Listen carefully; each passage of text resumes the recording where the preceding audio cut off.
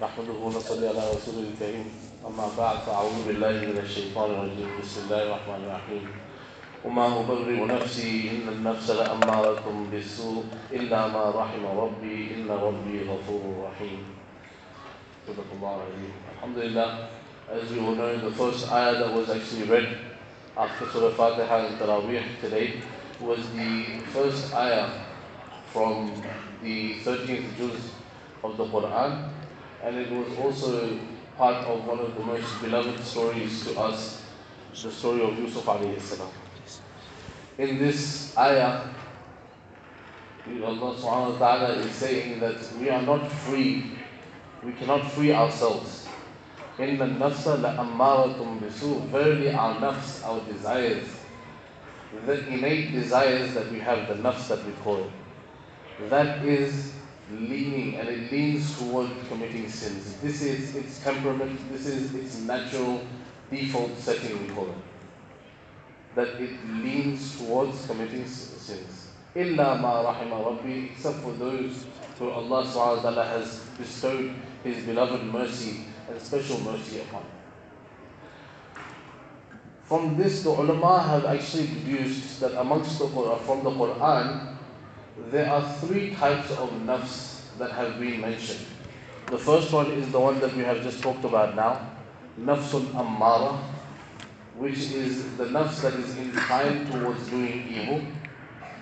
The second one is mentioned in Surah Qiyamah, لا أقسم بيوم القيامة ولا أقسم بالنفس اللوامة. Nafs al-lawama is that nafs that blames. It's called the blaming one, or the one that reproaches. And we'll go into detail later. And the third one is the one in Surah Al-Fajr, Ya ayyatuha an-nafsul mutma'inna, the one that is calm, and the one that is happy, radiyatan mardiyya, that one. So the initial one, as we mentioned, which is the default setting, is nafsul ammara, the one that leans towards committing evil.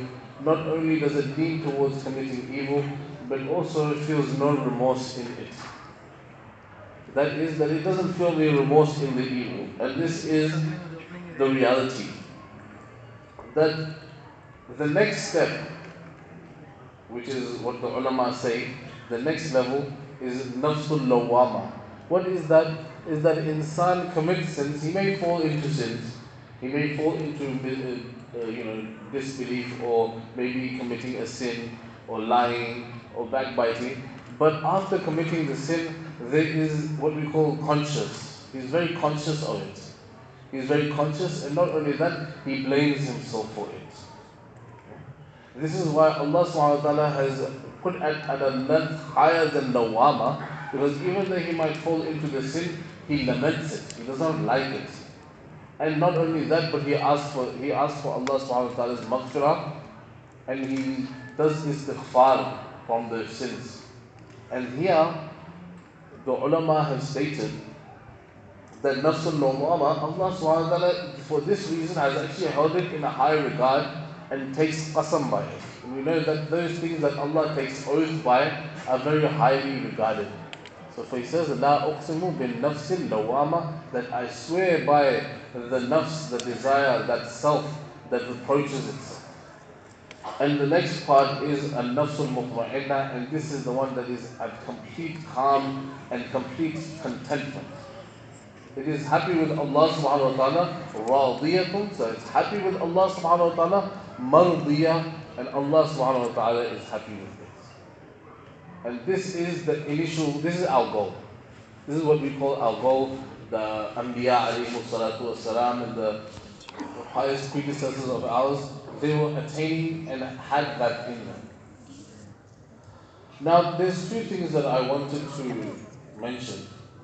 And the first one is these three types. And the second thing is how to attain it. And then after attaining it, how to retain it. We need to keep it. So that first we've got something, now we don't want to lose it again. So the first hadith is the hadith of Rasulullah sallallahu alayhi wa sallam.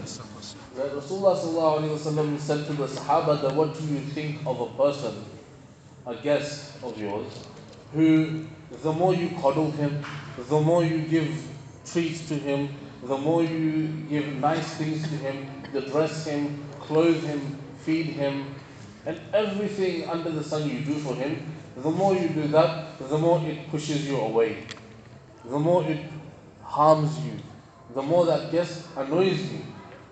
And what do you think of that same guest, that the more you deprive it, the more you give less to it, the more you make it hungry for for its needs, then it treats you better. What do you think of this? So a guest like this. So the Sahaba said that how evil is a guest like this? There is no more guest that is more evil than this. So Rasulullah ﷺ said, this is the nafs. That the more you give it. And they said the temperament of the nafs is like the temperament of Jahannam. What is the temperament of Jahannam? يوم نقول لجهنم هل امتلأت وتقول هل من مزيد. That the day that Allah subhanahu wa ta'ala will say to Jahannam, that have you filled up? And it says, is there more? Can you give me more? So now this is the reality. This is what nafs is. So now what does nafs need? For us to now attain that nafsul mutma'inna, or get out of the nafsul lawama, or get out and above from nafsul ammar. What does it need? What it needs is mujahada, struggle, striving, undergoing hardship. And Rasulullah ﷺ says, Al-Mujahidu man jahada nafsa. That the real mujahid, the one that makes the real juhud, the real striving, is the one that strives against his nafs. The one that strives against his base desires. And now how do we attain it? So we attain it the same way that Allah subhanahu wa ta'ala makes Jahannam go quiet. That it comes in the narration that Jahannam will say this to Allah subhanahu wa ta'ala, that is there more? Then Allah subhanahu wa ta'ala, كما يليق بشأنه من غير تشبيه ولا تأويل, he says that he puts his foot inside it and it says qat, that enough. So just like that, we need to bring Allah subhanahu wa ta'ala into our hearts. We need to bring Allah subhanahu wa ta'ala into our hearts. And how do we do that? He says, وَالَّذِينَ جَاهَدُوا فِينَا لَنَهْدِيَنَّهُمْ سُبُلَنَا وَإِنَّ اللَّهَ لَمَعَ الْمُحْسِنِينَ. That those people that strive in my path, لَنَهْدِيَنَّ, we will guide them. Allah subhanahu wa ta'ala will be the one to guide us if we show some type of struggle, some type of striving towards it. And what are some of the ways that we can do this? So they said the first is تَقْلِيلُ الطَّعَامِ, eating less. تَقْلِيلُ الْكَلَامِ, talking less. تَقْلِيلُ الْمَنَامِ, what is it? Sleeping less. And تَقْلِيلُ الْإِخْتِلَاطِ مَعَ الْأَنَامِ, that mixing and gathering and talking لَا يَعْنِي, and talking about dunya less and less amongst the people.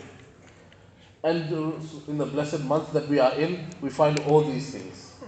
The first thing we find, taqleel al-ta'am, we don't eat. Amen.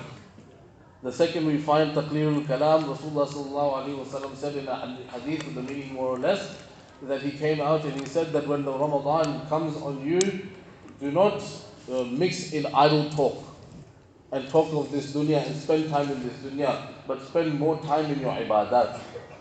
And the next one is taqleel al-manam, and this is the salah that we are offering right now. Salatul Taraweeh. No one would be here by now. After Isha Salah, 2 rakat, witr, gone. How long do we stay? 2 hours after Isha Salah, we are still in the masjid offering Salah. And then after that, we wake up for suhoor, tahajjud time. Subhanallah. So these are all things that we find inside it. So now we are in this constant need of attaining, and we are going through this mujahada, going through this hardship. We are crawling, we are trying to find the maghfirah of Allah subhanahu wa ta'ala. Now if we attain it in this month, as it was meant to be attained, how do we keep it? How do we retain it? How do we keep it till the end of time? And the example The reality is that the example of the nafs is that of a horse, A horse, you try to move it left, it goes right. You try to stop it, it goes faster. You try to make it go faster, it goes slower, it stops. So now if you give it to the people that know how to control the horse and look after the horse, it's not overnight. It's not going to say, okay, I gave it to you, now one day, now it's going to fulfill. No. Over the course of a whole horse, slowly, it will build up, and then it will become that horse that if you kick it, it will go faster. If you move it right, it will turn right for you. If you move it left, it will turn left for you. If it stops, it stops.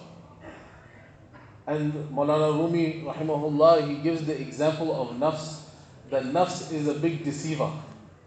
It's deceptive. What is the deception of the nafs? It's like a snake. A man from Baghdad, hot climate, went to a place in a cold climate, and he saw an unmoving snake. So a snake that was not moving.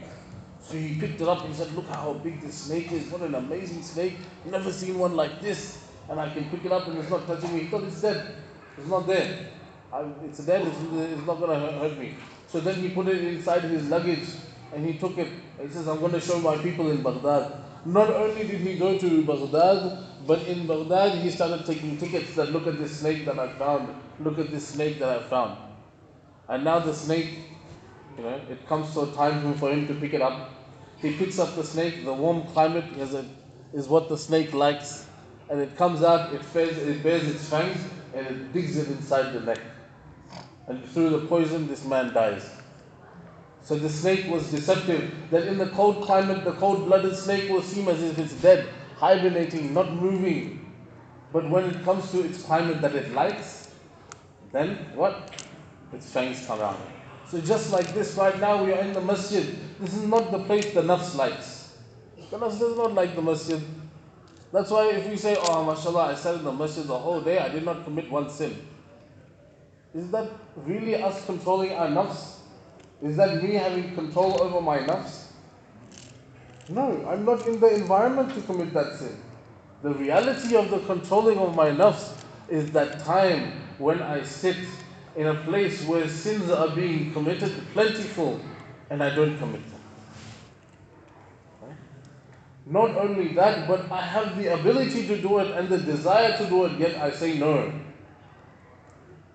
So that is the reality. We have to actually make this Ramadan count. This Ramadan is there for us to initially start the control of our nafs, and then on top of that retain it outside of Ramadan. It is not that I spend this Ramadan in fasting, but I never fast outside of Ramadan.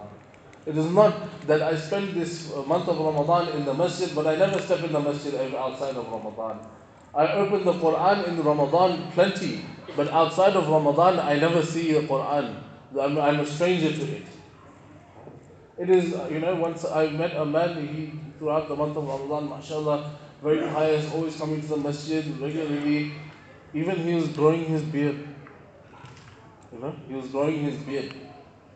And I said, mashallah, Eid, the moon was sighted, and the next day for Eid Salah, mashallah, no beard. Completely gone. Now, even though if you don't want to see it as wajib, it is sunnah according to all the ulama. The sunnah of the beard is according to all the ulama. So, if we are highlighting the sunnah of the Prophet sallallahu alaihi wasallam, And then, some of our sisters, mashallah, during the month of Ramadan, they will cover their heads with the hijab. When the month of Ramadan finishes and all of that is forgotten. So these type of things, my dear respected brothers, even the way we do our trading, make it halal. We do have to do this throughout, not just the month of Ramadan. We're spending in zakat and sadaqah constantly. What about outside of Ramadan? These aren't, only there for Ramadan. So, my dear respected brothers and sisters in Islam, as we said, it's a great blessing that this month is here. We need to utilize it. And the reality is that nafsul mutma'inna is the exact opposite of nafsul lawama. That nafsul lawama, it pushes me towards evil. Nafsul mutma'inna, it guides me towards doing good. And then not only does it guide me not only does it find pleasure in doing good, no, but it also says that this is from Allah subhanahu wa ta'ala. That is not a great thing that I control my nafs. It was by the rahmah. Illa ma rahima rabbi. by the rahmah of Allah subhanahu wa ta'ala. So we ask Allah subhanahu wa ta'ala that He gives us the tawfiq to attain this level of this nafs al-mutmainna, and we guide ourselves even this during Ramadan and after Ramadan as well. فآخر دعوانا الحمد لله.